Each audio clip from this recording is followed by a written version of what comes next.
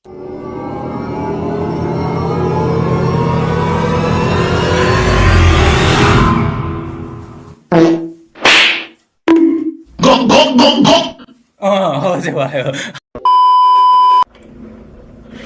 तपाईको घर झापा हो र झापा हो त एकदम ढिलो रहेछ भाइ।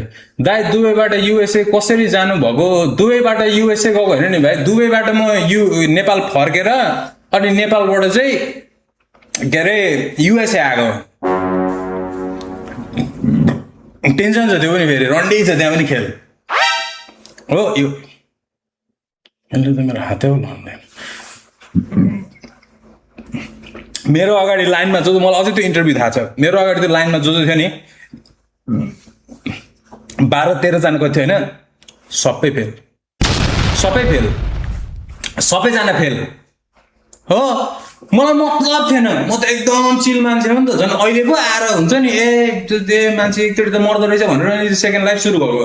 नभए पहिलाको लाइफमा म मतलबै थिएन भाइ। दुवैजना चाहिँ रेलामै गइदिएँ, रेलामै दुबईबाट फर्केँ युएस जान्छु भने होइन। अनि त्यो इन्टरभ्यू सक्यो भने के होला नि त जिन्दगीमा सिक्ने भनेर म त्यसरी बसेको मान्छे हो क्या। एउटा जान्छ इन्टरभ्यू, आऊ 2टा 3टा 4टा 5वटा 6वटा, म पनि बिस्तारै काउन्टरमा आइपुगेँ हो। सबैले त्यो 11 काउन्टर चाहिँ होइन, 11 काउन्टरमा चाहिँ पुरा त्यो सुड्डी छ नि, त्यसले कसलाई दिँदैन नि भिजा भनेर भन्यो। 11 काउन्टरमा चाहिँ नहोस् भनेर होइन, सबैको सकेन होइन। दाइ 11 काउन्टरमै पुग्यो क्या, सुड्डी नै छ क्या। अब खायो। अब मलाई टेन्सन चाहिँ कति भएको थियो, सब मेरोभन्दा अगाडि 2जना मान्छे थियो नि होइन। अनि त्यो एउटा कस्तो रन्डीको मान्छे कस्तो बोलिरहेको थियो क्या त्यो होइन। Like I want to build a hydro project in Nepal. I will learn that in USA and I will come back and I will do that and keep my employee, you know, give employment to many other Nepalese people. I want to help them out. भाइ तैँले विजय भाइनेस को out भयो, बोल्दा out भयो।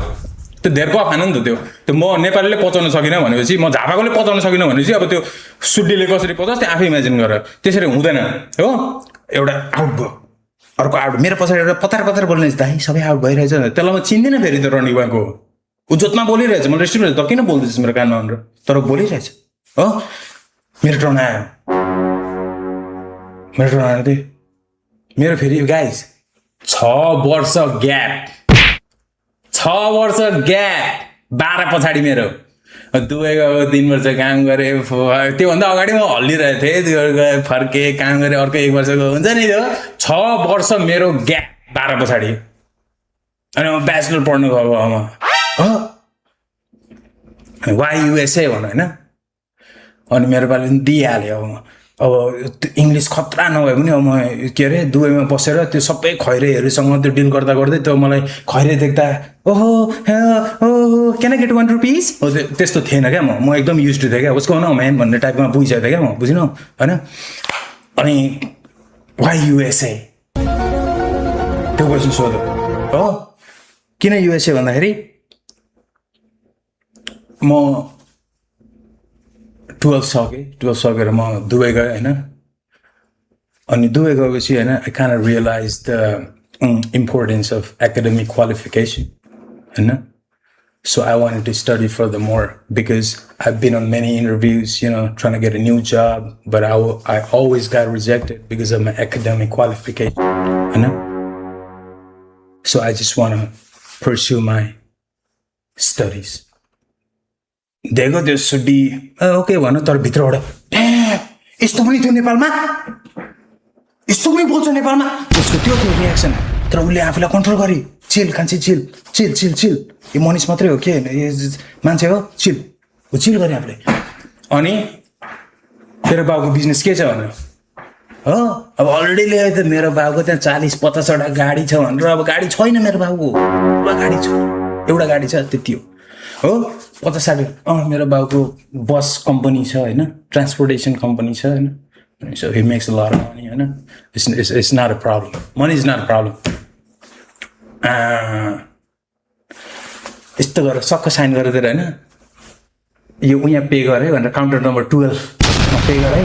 Counter number 12 छोरो पहिले ready पैसा बोकेर गएको थियो।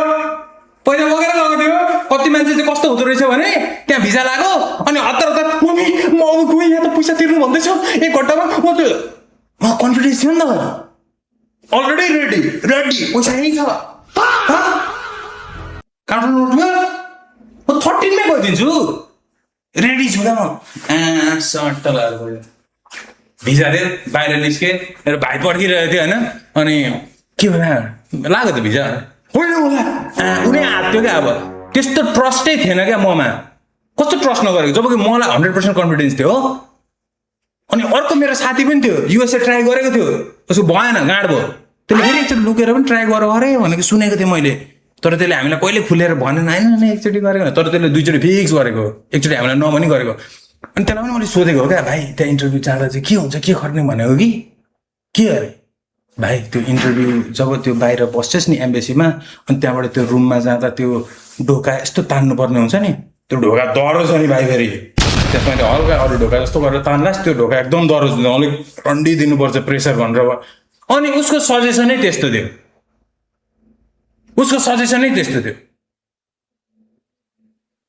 कसरी लाग्छ त भिजा भाइ नरिसा फेरि तल माया गर्छु नि तर कसरी लाग्छ त भिजा अनि ढोका त्यहाँ साह्रो अनि त्यसले उति पनि भनेको थियो तर त्यो चाहिँ मलाई याद आयो त्यो फर्स्टको काउन्टरमा भाइ त्यहाँ नेपालीले हुन्छ तँलाई त्यो सामानहरू सोध्ने गर्ने अनि त्यो सिसा पछाडि बोलेको हुन्छ अनि त्यसको साउन्ड चाहिँ त्यो सानो त्यो रन्डी सानो आउँछ नि साउन्ड भाइ फेरि तर त्यही साउन्ड एकछिन रोकिन त्यो साउन्ड आउँछ तर त्यही साउन्ड फेरि खैरेले सुत्दा तँलाई आउँदैन नि खैरेले सुत्दा चाहिँ ठुलै साउन्ड आउँछ नि भाइ त नझुकिनै त्यसमा भनेर भनेको थियो भाइ त्यो चाहिँ याद गरिरहेको थियो त्यो चाहिँ त्यसले सही भनेको हो साउन्ड आउँदो रहेछ त्यो त्यहाँ त्यो फर्स्ट काउन्टरमा जाँदाखेरि त्यो बिस्तारै आउँदो रहेछ खै तपाईँको पेपरहरू ट्रान्सफर त्यस्तो आउँदो रहेछ अनि उता गएपछि चाहिँ हुज गाउनु म्याम के हुँदैछ भाइ भनेर जस्तो हो त्यो साउन्ड आउँदो रहेछ क्या त्यसको त्यही एउटा चाहिँ काम लाग्यो हो मलाई नर्भस हुनु बाहेक जोगायो तर अरू काम थिएन भाइ त्यो ढोका भारी त्यो ढोका त कस्तो दाइलाई प्रब्लमै छैन जिन्दगी यत्रो ढोका खोल्दै हिँडेको मान्छे कतिले ढोका मेरो मुखमा बन्द गरिदिएको चाहिँ मलाई मतलब छैन होइन कमानमा चाहिँ अब के गर्नु यहाँ भन्ने कुरा हो खाते दाइ के छ बाबा एकदम ठिक छ दाइ एकदम ठिक छ डिबी पर्यो होला मुजी होइन कस्तो डिबी पर्यो होला यत्रो कहानी भनेको तैँले सुनिनस् तैँले